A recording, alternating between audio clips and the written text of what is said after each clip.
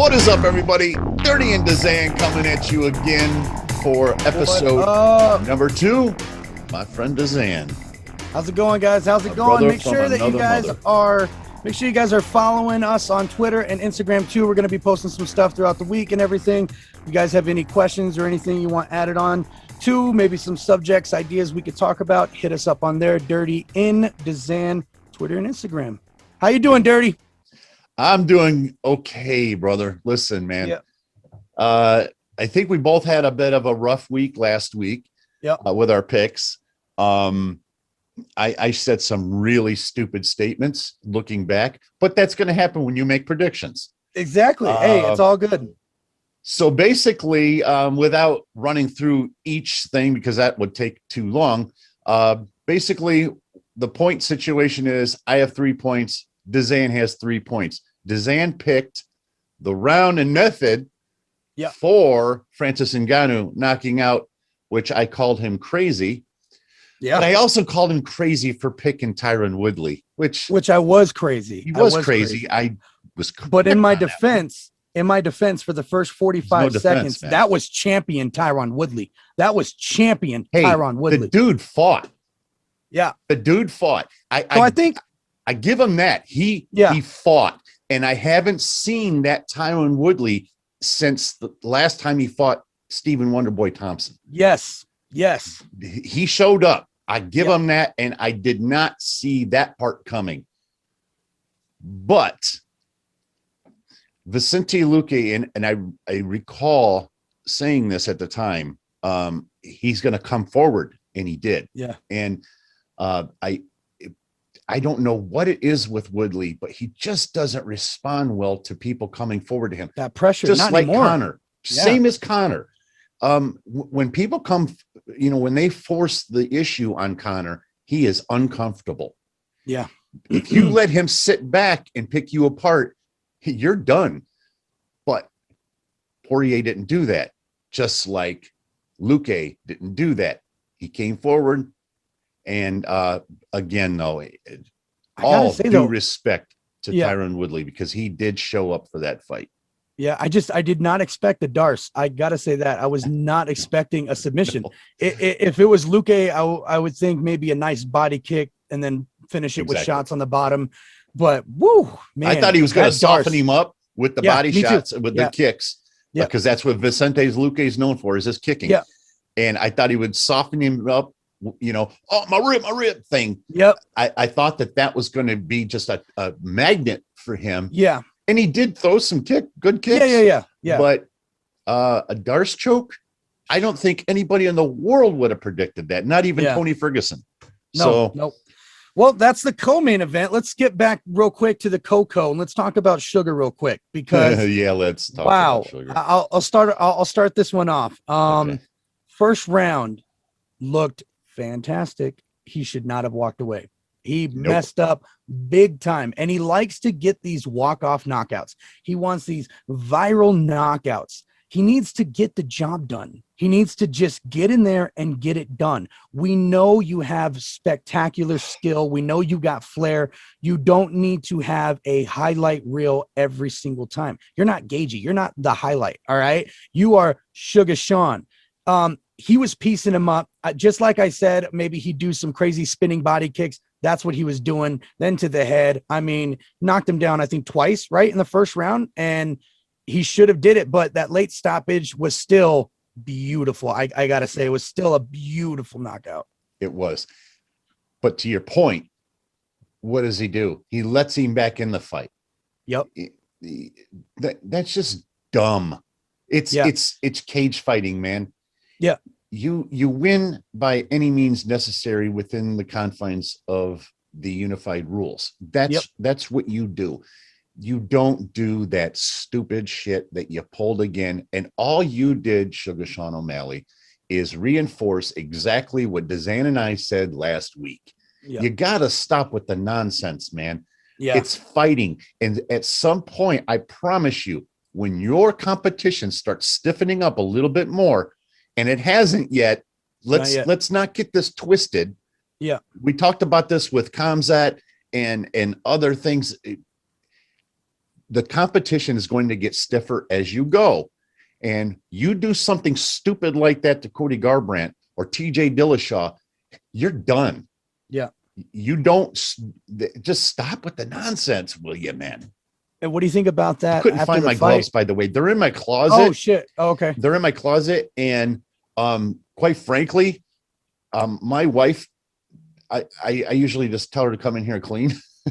and she does. Well, she didn't last time, and I had to get the shit cleaned up because I had too much shit sitting around. So I just kind of threw everything in the closet. Yeah. And there's a pile of stuff in there, and I know it's at the bottom, and I didn't feel like digging all that shit through all that shit. So that's all good. What do you think I'll get him up there. What do you think about Dominic Cruz saying he wants that fight? Okay, he didn't. Huh? He didn't say it. He never said that. I'm just okay. So maybe I heard wrong. I thought you heard Michael right. Bisping.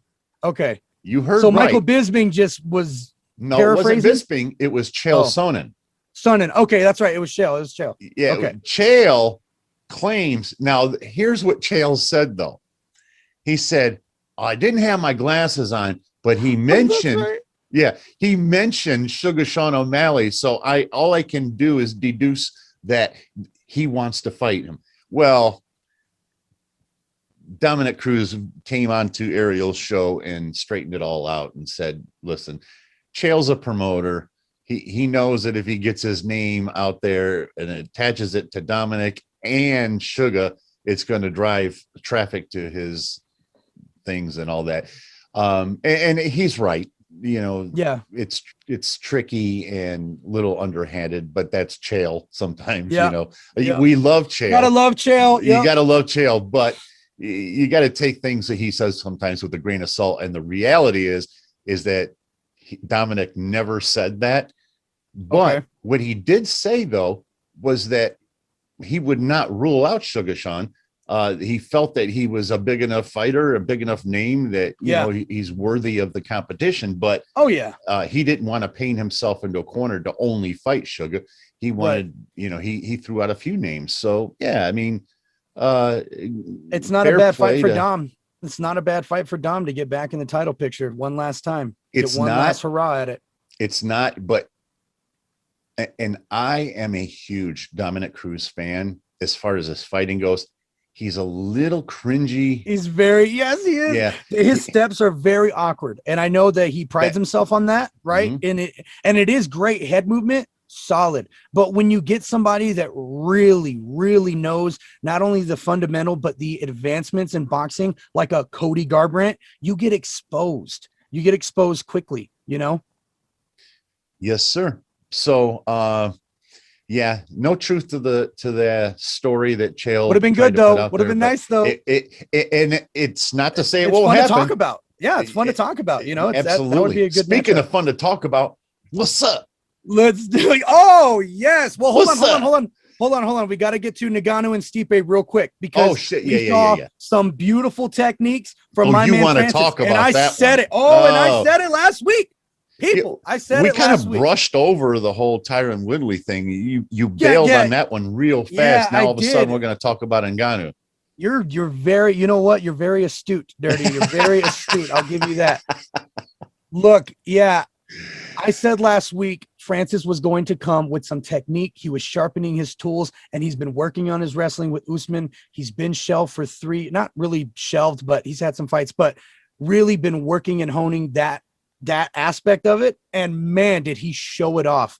And really one thing in particular, the very first thing to open up the fight, Stipe to test the waters. Let's test this out. Throws out a jab, not a feint, a jab. And he gets kicked hard for it. Right. First step. Didn't really see that with a whole lot last time with Francis. We saw patience, beautiful patience. And there were times when he got a little ahead of himself, got a little excited, but then what did he do? He didn't follow it up. He cut him off on the cage. He cut him off and kept patient. And that got into Stipe. And he started throwing this right jab, okay? And he would only throw that. No combo follow-up. He did that about 3 or 4 times. Then in the second round, when it was that fight-ending sequence, he threw it, okay? And as he threw it, he got tagged, okay? Now, he was wobbling. He was patient. He stepped back. And we all know when happened in last fight, when Francis stepped back, he's hurt. So Stipe tried to swarm him, and that was the worst thing he could have done, because that counter left hook that he's been working on hit so perfectly, and that's what ended it. Finally, that right to that left hook, beautiful. I couldn't believe it. If there was a more perfect performance in the heavyweight division, I can't think of one right now. To have that against the greatest heavyweight of all time, I was in awe. Very proud. Very proud. He is going to, well, I mean, I say going to be. The only reason I say going to be is because I don't think that he's hit his pinnacle yet. But which is he terrifying. is going to be a massive, massive star.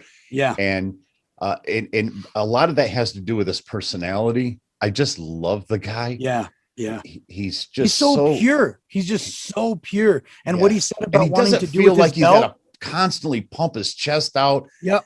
You know, he's just humble. He just is powerful. You know it. He doesn't need to say anything. I love it. I love him. My dad used to tell me all the time, walk softly, carry a big stick.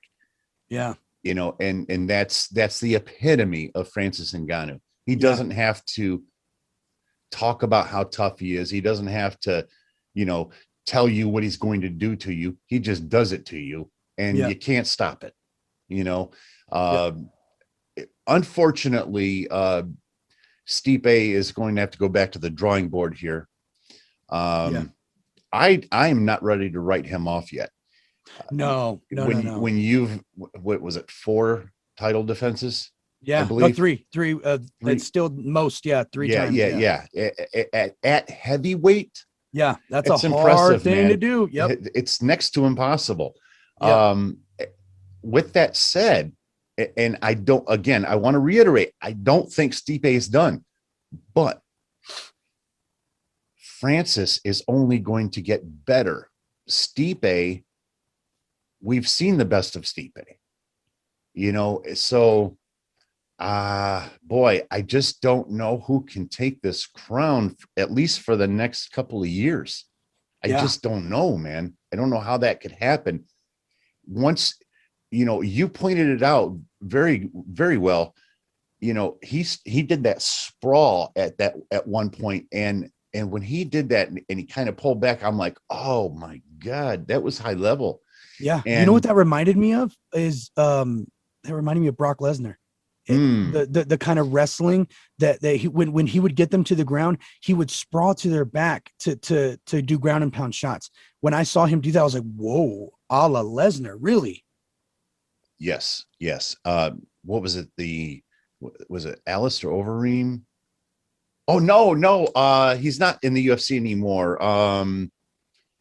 JDS? Huh? JDS? No. He's from New Zealand. Tattoos, big dude. Oh my God, I can't believe I can't remember his name. Are you talking about Struven? No, Stefan Struve. No, Stefan Struve. No. He looks, he's a heavyweight Polynesian, but he's from New Zealand. They kind of have the same thing. God damn it! This is why we need a moderator on the side, being like looking shit up for us. Checker. yeah. We'll hire one. Yeah. with our 38 views. Actually, I do want to thank everybody that did watch it. We had more views than we thought we would have on episode 1 for the first week. So 100%. Yeah, that was really good. And thank you to everybody that participated. And don't forget to comment in there too, guys. But yeah, I can't believe Mark Hunt. Oh shit. Okay. Jesus. Yeah. Duh. Mark Hunt. Yeah.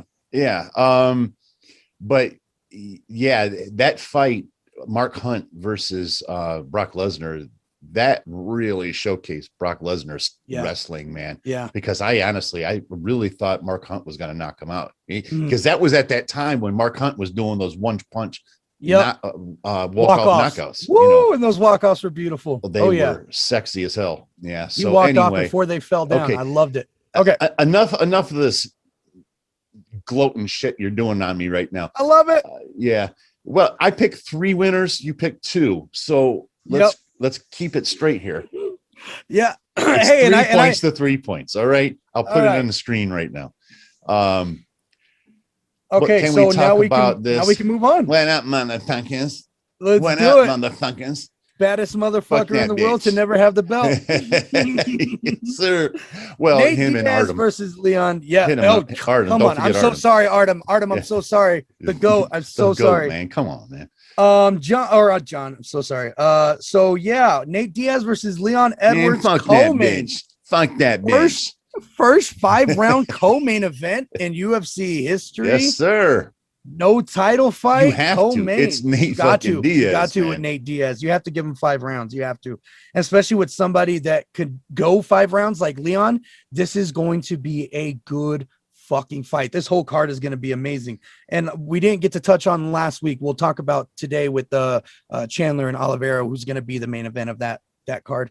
But holy shit, man, I wasn't expecting that. I got to say, anytime Nate Diaz news comes out, you don't expect it because it's nothing. And then news breaks. But And then dude, it just goes up from there. it was just 2 or 3 weeks ago. He does the interview with Ariel and he's talking. He's not going to fight at 155 anymore, he says. But all he was talking about was 155ers. Yeah. So he's like, I want to fight. I'll fight that Irishman. And then he was talking about fighting Oliveira. Yeah. And he's listing all these 155. And it dawned on me, I just don't think he pays attention. So Yeah. I don't think he knew who was at 155. And who was at He's like, yo, I 170. fought Connor at 170 before, right? So they're all Right. there. Yeah. Let's do it. Yeah. Everybody moved up. Yeah. let's He's go. smoking too much of his brand.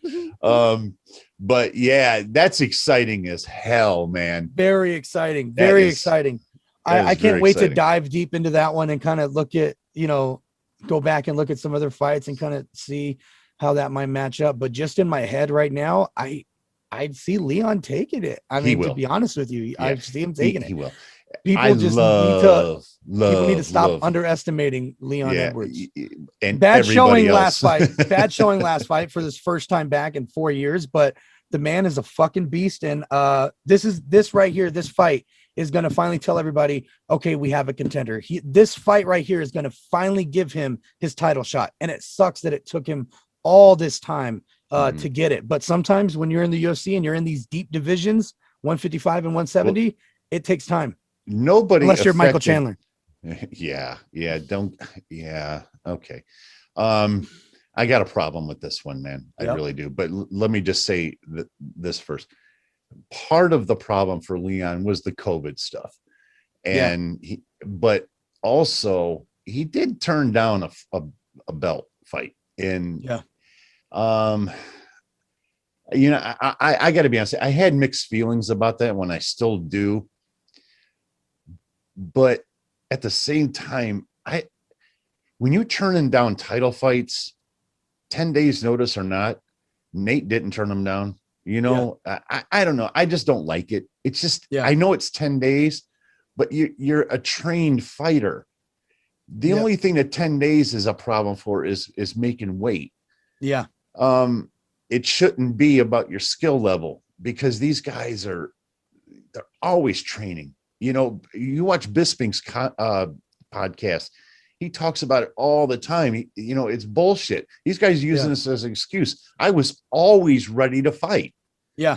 And, to use this 10-day notice thing. It's like, what do you think they're doing on their off time? They're training. They should be training. It's not like they're just sitting on the couch whenever they're not fighting. You know what I mean? And if they're not training every fucking day, then they don't need to be in a title fight to begin with. And they're not. Yeah, they shouldn't be at the level that they're at. Exactly. Right. If you're at this high level in these divisions in the top 10, you are training every day. You're training multiple times a day. You stay ready. You know what I mean? And if you don't, that's how you fall down the ladder. Listen, I'm old school as fuck. Okay. That's just who I am. I embrace it at this point. At this point, you struggled with it before? I have struggled with it before because I try not to be old, and be set in my ways. I try to still remain relevant, try to learn new things. And I still do that, as you know. But this whole Michael Chandler thing is bugging the shit out of me. Yeah, me too. I Me don't too. like him just coming in here in a second fight. He gets a title fight. I don't like it at all. It smells to me. I smell a rat. And we've talked about this last week. I got this love-hate thing with Dana White. Yeah. And it seems to me, if you get into his good graces, you get what you want. If you don't, Tyron Woodley, Yeah. and etc., you don't. Tito Ortiz, Yeah, who's been obviously erased from the biggest record one. books. Yep. Yeah. So I don't know, man. I just don't like it. I don't like it either. I don't, especially from that purist perspective. It's how do you not Charles Oliveira? There's no question he should be the other man. There is no question he should be No the other question man. about that. The I agree question is who is fighting him. And I get if not Dustin Poirier, I get it because he's doing that trilogy fight. Get your money. You've been in the business for so long. Get your fucking money. And Dana didn't blame him for trilogy. that. No, he said he was smart. He said that Yes. is fucking smart. You Yeah. get that money now while you can. You know what I mean? Because Title if fight he were to lose the title fight, the counter fight's off the table. gone. It's gone. It's gone. Yeah. At least for now it is. Yeah. But why not Gagey? Why not Justin Gagey? It doesn't make any sense. Okay. And you could argue for a few of them, but Gagey, I feel like would have made more sense besides Dustin Poirier. Yeah. Well, here's the problem that I have with Justin Gaethje is it's not just Justin Gaethje. It's any fighter coming off of a loss getting a title fight. I don't like it. To me, it's a bad look. Yeah. With that said, I agree with you. Yeah. Justin has paid his dues, much more importantly. And he's certainly been around and done a lot more for the UFC than Michael Chandler has, obviously, and for obvious reasons. I know why Justin's upset, and I agree with him. For the most part, but the coming off of a loss, getting a title fight for me is a tough sell. Yeah. But part of me feels if I have to pick between the two, yeah, I take Justin Gaethje over Michael Chandler because Justin Gaethje, has proven his worth. Yeah. He's done a lot for the UFC, and if we're not going to break protocol, because look at what UFC has done for Conor. I mean, who sits out for 3 years and comes back and basically is in a preliminary title fight? I was going to say he's always in the title picture. There's no Conor's not going to not be in the title picture. And you're right. Yeah, you're absolutely right about that. Yeah. There's not going to be a time when he's not. Fifth. Yeah, I think he's 6 now, or I think he's 6 now. But he should be 10 or less. No, okay, listen. All right. I love me McGregor, okay? He should be at least top 10. But that's it. I get it with the time off. It's a lot of time, man. It's a lot of time off, man. It gets hard to defend him sometimes, but I'm not going to stop trying. I'll tell you that. Yeah. You know, I'm with you. I love Conor. I love when he's fighting. There's nothing in the UFC that is more exciting than when a Conor McGregor card is coming up. Damn right. Yep. There's nothing. John Jones, GSP, Khabib, they're not matched by a Conor fight coming up. I really liked what he said about wanting his own belt now. He said, now I want my belt. I want rose gold. Or millionaire's belt or whatever it was called. Yeah. Just call it the McGregor belt. Yeah. That's it. Okay. It's that fucking Irishman. So May 15th, that's going to be a big one. It's going to be a good one. I'm excited for that. Yeah. Real quick, I want to bring up something that happened last night at CFFC 94. So on Fight Pass, Cage Fury Fighting Championship. Whoa, man. Okay, so there was a fight, Katag Pliev, I think is how you pronounce it, Pliev. He was fighting, and in the second round, he dislocates his finger on this guy's face, okay? Or first round, sorry. First round, he dislocates his finger, his left ring finger. Is this on a contender series or? No, this is on Fight Pass. It's just one of those. It's just a different organization. Cage Fury, you said. Cage okay, Fury. that's right. Yeah. Okay. Cage Fury Fighting Championship. Yeah. Right so during the second round, they got to the ground, and this other fighter, I think his name is Goudain, and I want to make sure I have that right, because I mean, the dude fucking cheated for sure, 100%. But they were on the ground, and he started holding Plev's glove. And when he was holding his glove, he was also holding on to that dislocated finger. So much so, and so tightly, he broke it off. Plev had a severed finger at the end of the second round, and he finished the round. The man finished the round without a left finger, okay? Punching him and everything. Are you kidding me? I'm not fucking kidding. After the podcast, I'm gonna post a video on Instagram for you guys, so check that out. But beautiful. I'll show you what happened when it happened. Yeah, guys. Man, it was nasty. It was fucking nasty. But the guy finished the fucking round, and in between rounds, they're like, "Where's his finger?" Called off the fight. The man's missing his finger. They were looking around for about 5 minutes for the man's finger. Turns out it was in his glove, stuck in his glove. So last night they got it sewn surgically on there. He's going to need to have a few surgeries, but he has his finger back. Wow. But holy shit. What a fucking fighter, man. That's fucking gangster. Yeah, man. I was half tempted. I was half tempted to watch it last night. I was going to watch the event last night. I didn't watch it, but I saw the news this morning and I went back and watched the whole fight, and it is dirty. It is dirty. And the ref didn't see shit. He was holding the man's glove for like 12, 15 seconds before the ref saw anything. And at that point, the finger was gone. How crazy! Wow! I had to get that up because that breaking news that just happened last night, and holy shit, that is absolutely an animal move, man. Yeah, monster. My goodness! And he said, "I wanted to fight. I want to continue. We still have a third round." They're like, "No, your finger's gone." Why don't we just stay on Cage and move the Cage Warriors? Let's do it and talk about one of the most exciting signings. And I reached out to DZAN yesterday on this. I was so excited over this signing because I've been watching Paddy Pimblett fight in Cage Warriors for years. I've got UFC Fight Pass, and they show Cage Warriors. Yeah. And that's where Connor started. Didn't Till fight a couple Till times? too. Darren Till. Yeah, that's what I thought. But it's a proving ground over there in England. Yeah. And Irish fighters come down and whatnot Scotland, too. Everybody, yeah. Right. They've signed Paddy Pimblett, and Paddy the Baddie, man. If you don't know who he is, you're going to know, because there's two things you're going to notice about him. First of all, his hair. I don't know what it is with his hair. He's got blonde hair, and when he fights, his hair is always like bouncing. It's wild looking, but no, he's a gangster fighter, man. He comes from the same streets as Darren Till and Michael Bisping. It's a tough area in England these guys come from, and he's no different. He's got that same horrific accent.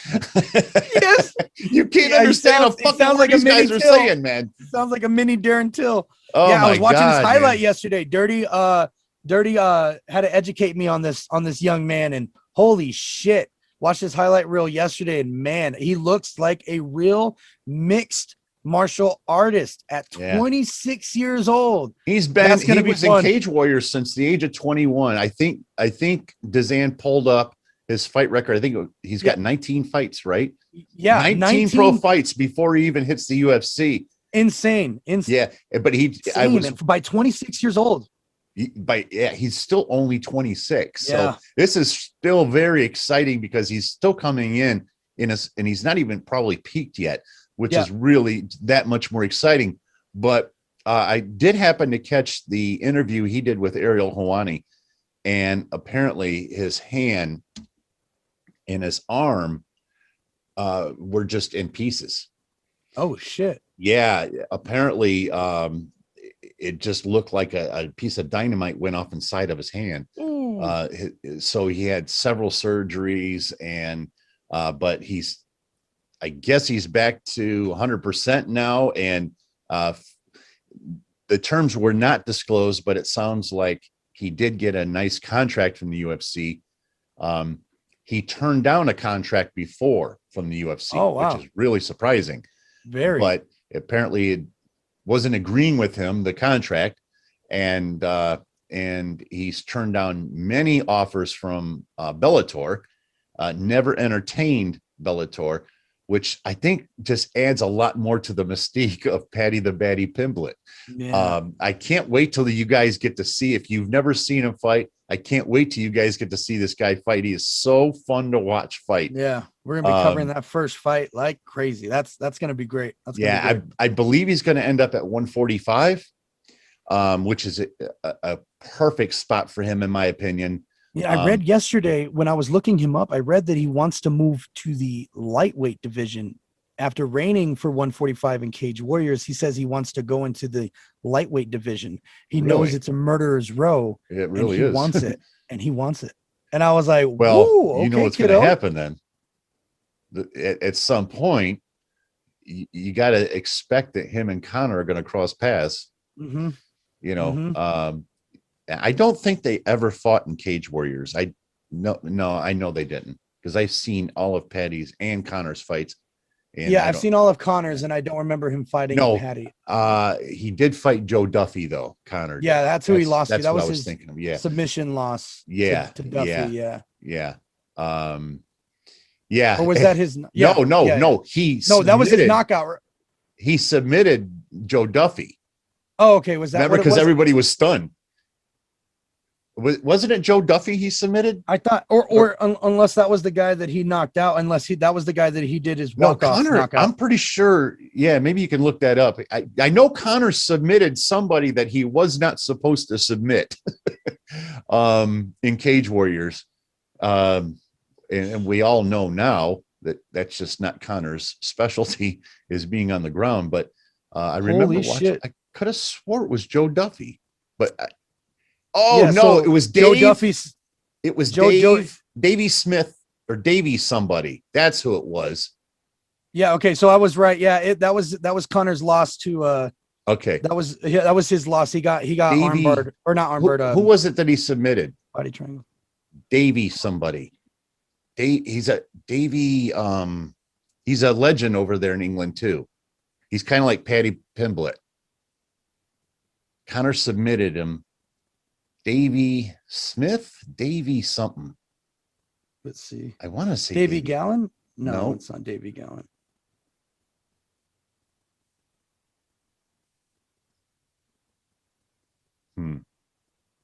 Now, this is making for great TV here, but yeah, I can't find it. Yeah. Okay. Well, regardless, the guy's a legend too, man. I can't remember his damn name. But at any rate, back to Paddy Pimblett. Yes. Very excited about having him on. And I think that we'll go ahead and leave that alone and move to the next topic. And there's some exciting stuff coming up in music. I'm going to go first, and then I'm going to let DZAN run away with some things. There's a few things. There's some. I'm sorry. There's just a few things in UFC. I'm sorry. Just a few more UFC topics I want to talk about. Real quick. Coming up this Saturday on the 10th, we got it was supposed to be Darren Till versus Vettori, and now we got it confirmed. I'm glad you brought that. I forgot about that. Yeah, we got it confirmed that Holland's going to step in and fight Vettori. They confirmed it. Back at it. It is confirmed. 10 days notice. He is taking that fight. It was confirmed last night. So I knew he put his name out there, but I put his name out there, and it's been accepted. So yeah, he's not on any suspension from his last fight. Usually they do a 60-day suspension, but he didn't have anything wrong really in that fight. So yeah, he's taking the fight. You just got to get the doctor's release on that. He's taking that fight. And I might be silly for saying this right now, but I feel like that's a really good fight for him to take. That's a really good fight. I know Vettori is a beast. He's a monster. He's a tough dude, I thought the fight with him and Darren Till would have been a lot more interesting, but I'm still very excited for this fight. This is going to be a good fight. I love Kevin Holland. You know that we've talked about this before. I absolutely love Kevin Holland. I don't think so, man. After watching that last one, it's tough. It's tough. I'm trying to get that out of my mind. Though. Marvin Vettori is a beast. Yeah, I don't like him. He was the toughest. I don't like him on a personal level, but he is a beast, man. Yeah. he's just cringy, you know. Yeah. But yeah, he was going to give Darren Till all he could handle. Yeah. That would have been a very interesting fight. And I thought Darren Till was going to have a very tough time with him. He would have. I don't know, man. I don't know. Maybe I'm still on this Holland train that I need to maybe get off, but I feel it and I shouldn't feel it. No, I'm not saying that Vettori, this is a, just an absolute for sure. But I don't know, man. I just, Kevin Holland's so, I don't want to say frail. He's not Marvin Vettori and he's not Darren Till. Those dudes are dense. They're thick. And I've seen this movie play out before so many times. Izzy is a one-off. Yeah. And they fight sharply, and Holland's not a sharp. He's not a sharp fighter. He's a little crazy, little unorthodox. He hits you from weird angles. And then, like you said, his last fight, it bothers me. That was very uncomfortable to watch. His mental investment in the fight bothers me. Yeah. And, fighting's real, man. And you better treat it so. Constantly goofing and all of this stuff. That's inside the cage is not the place to do that. Nope. You don't do it on the streets. You don't do it in the cage, unless you know that you are just head and shoulders above somebody and you can, play cat and mouse with them. I don't know, man. I didn't see how he could possibly win that fight. But Kevin Holland is a tough dude, and he's a very tough guy. And and he's very unbalanced and awkward, and that's good. But especially for somebody that's sharp and a little technical, you can open them up in weird ways they just don't expect. And that's kind of what I'm thinking in my head as a way for him to win. And Vettori gets frustrated in fights if he's not hitting it. He did with Adesanya towards the end of the fight. He was getting really frustrated, and then he just started blowing out his lungs, trying to catch him. And you never know. It might be to his downfall, but it might actually be what clips Holland. So we'll see. It's going to be a good fight. But the last thing I wanted to talk about real quick is it an April Fool's joke, or is it confirmed John Jones versus Francis Ngannou? I don't know if you saw the tweets last night. Johnny Bones tweeted that he had a very good dinner. Because there was so much nonsense going on yesterday with not just UFC, with a lot of things. Every with April Fools. Yeah. So I just assumed it was, but this is such a big fight. Don't fuck with us. Don't play with my emotions. Yeah. You don't do that. And he said, I had that's like announcing, kind of like announcing Nate versus Connor. Yeah. Like that trilogy is going to be happening end of year. Boom, boom, boom. Oh, nope. Yeah, no, you don't do that. You don't do that. I don't know. And the way he tweeted it, and then Dana retweeted and said, "Great night, brother. It was a great night, whatever." And he said, date should be coming out soon. And then the last tweet of the night, Johnny Bones said, "Did you guys have a good April Fool's?" And that's what has everybody like, what the fuck? What is it? Is it an April Fool's joke, or is it a done deal? If it's a done deal, I'm very excited. I'm very, very, very excited. I made a comment last week, and I have to readjust. I made a comment last week that when John Jones hits that division, it's pretty much a wrap. I don't know that I feel that confident right now after seeing Francis last week. This makes me more excited for it because I was assuming Jones is just going to pick him apart. He's going to expose him. If there's anybody to figure out a puzzle of a fighter, that's Jones and team. And there's nobody in that division that is more silky smooth than John Jones. Yeah. And that's why I made the comments that I did last week. But Francis adjusting as much as he adjusted for that fight against Stipe, and his skills were so sharp and on point, not just his striking, not his just as efficiency, not just his wrestling takedown defense, and it's all of that and then some.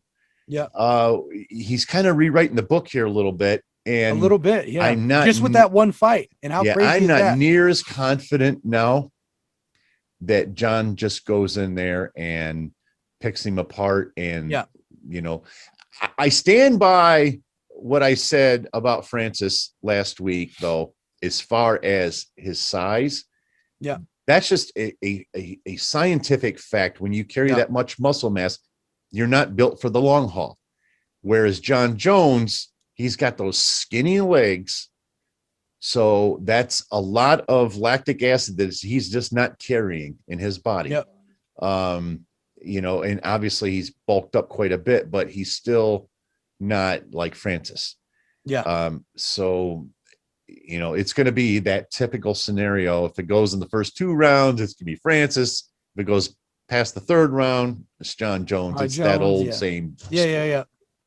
It's going to be a good one. And not to take anything from Francis, but I really feel like Stipe went in expecting the first fight. He went in with the same game plan, and it was the worst thing he could have done because it was something completely different coming out. But nevertheless, I completely agree with that. I'm not nearly as confident as I was before. I still think that he can take it because, like I said, if anybody can beat anybody, it's going to be John. And everybody is they're just a puzzle. And there's nobody better than Jackson Wink Jim at figuring out puzzles. There's really not. There's really, really not. And their primary student too. Yeah. All right, brother, take it away. I think we're done with UFC MMA content. Okay. Let's do some music. I just want to say, I'm gonna say one thing, and I'm kind of let the DZAN run here a little bit. But if the people that are on Patreon, on my Patreon channel, are watching this, you're going to be glad you did, because I'm going to tell you exactly what's happening this weekend.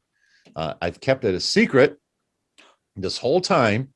The only people that are going to know are the people that are watching this podcast. So right congratulations. Saturday night at 10 p.m., there is a live stream happening with my dude N9ne, and I'm very, very stoked about that. Now, there's an opening act too, but the thing is, though, is it I've been talking about this with the person that PayPal'd it, and it's Michael, and I'm trying to work it out to where maybe I just buy the live stream and then do it on Sunday, because 10 p.m. opening act, and then trying to do all of that and screen grab it and then edit the video and get it up, I'd be up till 4 a.m. So I think I'm going to try to, if I can, I'm going to put that off until Sunday, but I will do it Sunday, and I'll have it up there for you guys at some point Sunday, early evening at the latest. So there it is. That's the big secret. That's what's coming your way this weekend. It's full-length weekend on Patreon over there, where we try to do all full lengths. And that was I didn't put a poll up. Normally there's a poll, you pick one of 4. But this time I didn't put a poll up in lieu of this major event that's happening. And there's so many tech fans over there, and myself included. And I know that's going to be exciting to a lot of people there. So that's my news. What do you got, DZAN? Well, we got some amazing albums that came out in the last week. Some stuff that had just dropped today, but mainly from last week. Of course, who's going to be joining N9ne in that concert is Mayday. And I wanted him to announce it. If you guys did not know Mayday, I'm sure everybody who's watched any of Tech's reactions from Dirty, you should know who Mayday is. They're signed to Tech's label, amazing group, and they all rap individually too. But they've had some classic albums before. They just came out with another one called Minute to Midnight. I listened to a couple of tracks, and it's classic Mayday. It's so good. So I'm sure you're going to hear some gems during the concert. Another really nice project that came out is by Vic Mensa. I don't know. Let me stop you for 1 second. Sure. I just want to clarify. I'm not going to be doing the Mayday. I'm going to listen. I'm going to watch it, but I'm not going to be recording that, because we're talking probably about 2.5 to 3 hours of video. Oh yeah. I was going to say, that's a big concert. Yeah. Yeah. That's a lot of file space and all of that stuff. And it would just be an absolute nightmare to try to get done. So, yeah, I will only be showing you guys. I'm going to watch Mayday for sure, but I'm going to only be recording, screen grabbing the portion. So cool. Vic Mensa came out with another project. No idea who that is. Great. Oh, that's great. Vic Mensa is fantastic. He's a Chicago rapper. His album in 2017 called The Autobiography was amazing. Vic Mensa fans who know that he had dropped a project called the V tape. It was about like a 26-minute project. He just released a follow-up last week called I Tape, and it is a fantastic EP. If you got 26 minutes to spare, guys, go check out I Tape. There's one single on there in particular called Freedom. Fantastic. But, you know, he talks about what he usually talks about what's going on in his city, what's going on in life in general. And as everybody knows, there's been a lot of shit going on. So any rapper who speaks on that shit, who speaks on the real, I love and respect. He has a song on there called Shelter with Chance the Rapper, and it is just, it's classic. It is classic. I do like Chance the Rapper. Amazing song. Chance is also from Chicago, so of course they linked up, and man, it's fantastic. Didn't we do a Saturday Night Live with Chance the Rapper? I think I did a video on that one. Yeah. Sure, yeah. He's amazing, man. Chance is amazing, and he is. He killed it. I mean, as usual, he does. But again, that mixtape in particular, or EP rather, sorry, was great. Another one, of course, all you guys should know about by now, NF the Clouds mixtape that dropped. And who's NF? I keep forgetting that it's a fucking mixtape. The man treated this mixtape like an album. This was just a more teaser for you, a tease until the real thing comes. I did not realize that was a mixtape. This is a mixtape, Dirty, a mixtape. And it sounds like an album. And it did not sound okay. I just blew it. All right. I got to level with you guys. I have to level with you because I always keep it real with you. This is the first and only time I've ever done this. I always wait for you guys, my patrons I'm talking about. I always wait for you guys to give me the music. Okay. I have never once gone outside of that, except for watching some podcasts, Young Money podcast, Young Money Records podcast. By the way, he had Dre on, which I haven't watched yet. I'm really stoked to watch that one. But I did have to do something, and please forgive me, patrons, but NF has a song with N9ne. It's called Trust. And I only listened to it. I only listened to it once, and B, it's just like Speed 'em in the fact that you're not picking up on a whole lot on your first listen. And C, I did not read the lyrics. So all I did was listen. There were no lyrics involved. But I will tell you, it was so dope. I never cheated on you guys before, but I did cheat on you a little bit this time. This one time I had to, man. It was NF with N9ne, and he blamed DZAN because if I would have known about it, I'd have never done it. Yep. Well, it's going to be happening a lot here, ladies and gentlemen, as we speak on music. But some of the big call outs from NF's mixtape. First of all, I mean, Clouds, Just Like You is probably my favorite song on the mixtape. But I got to say, when I saw Story, there's a music video and it's called Story. I don't want to blow it.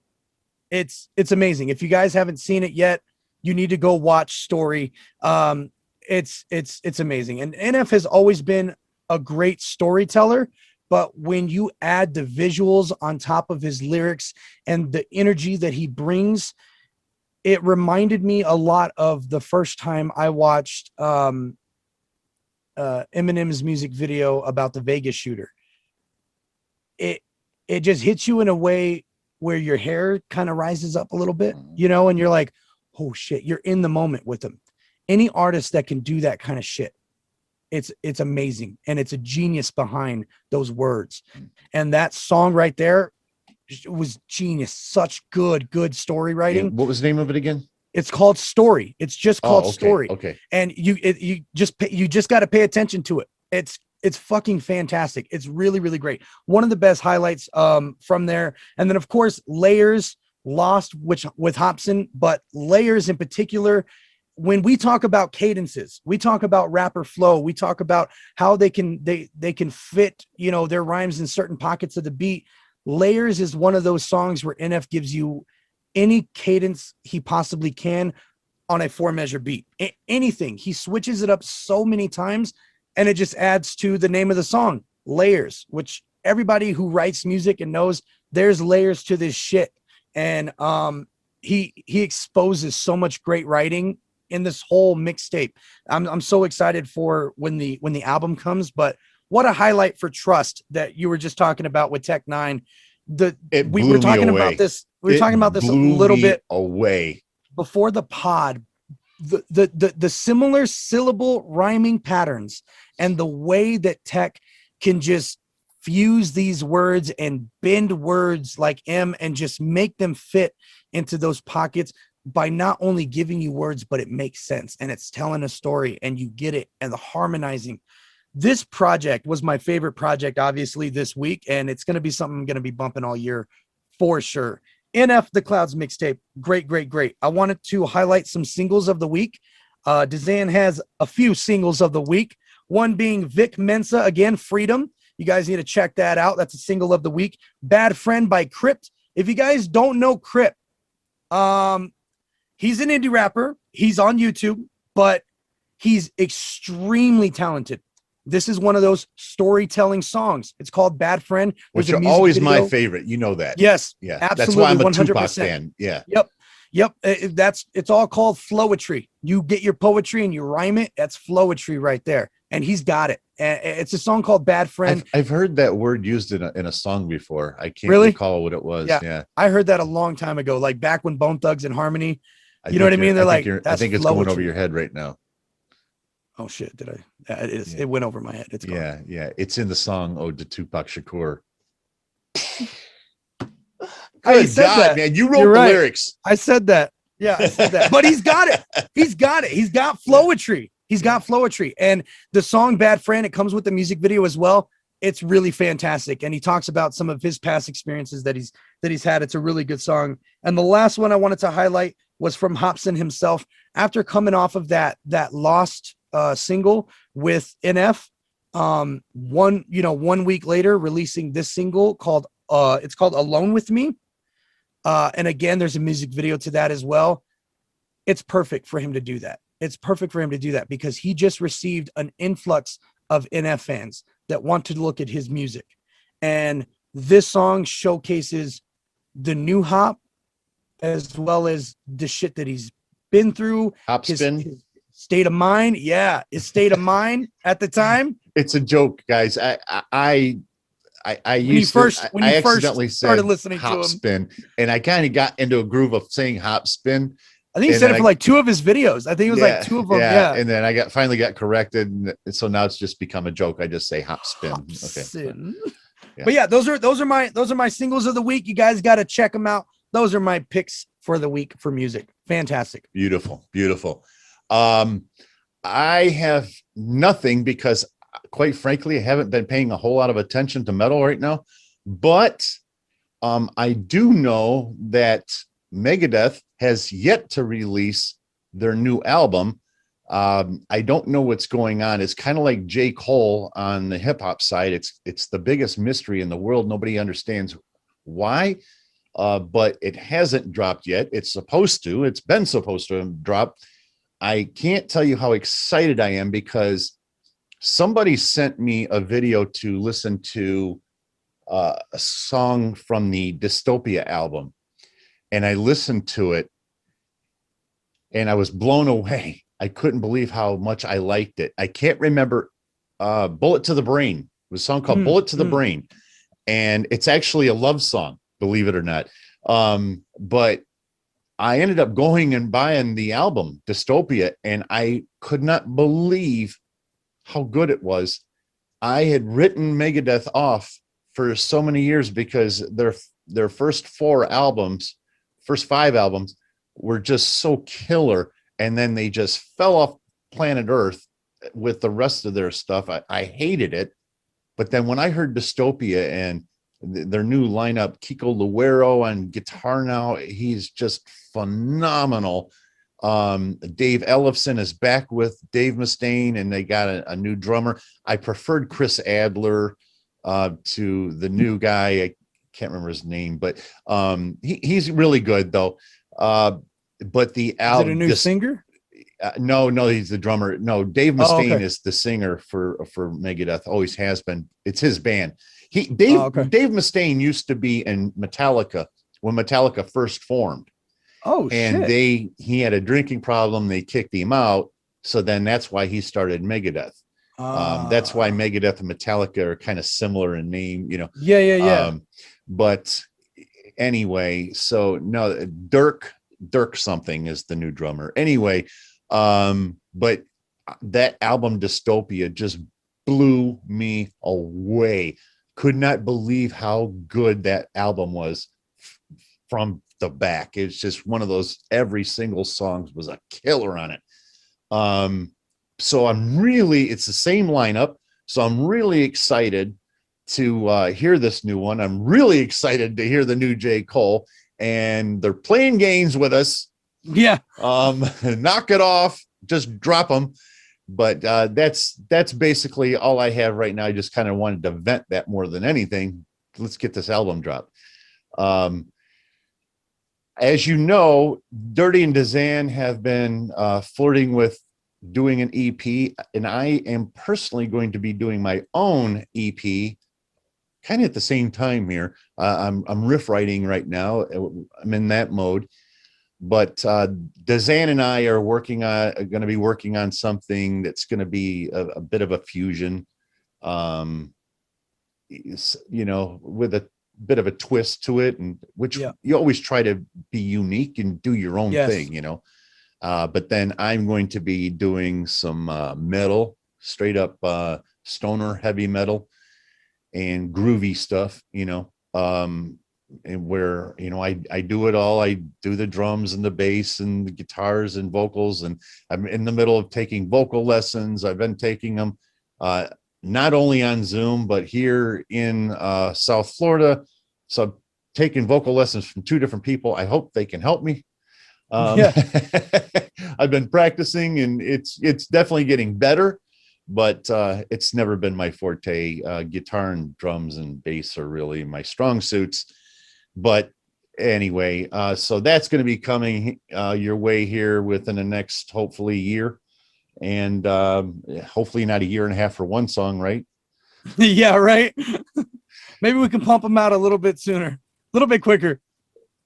Good Lord, man. That was too long.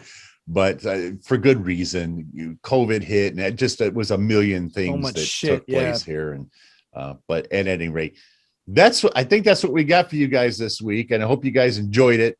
I got to tell you, DZAN and I talked about this beforehand. We were very happy with episode 1.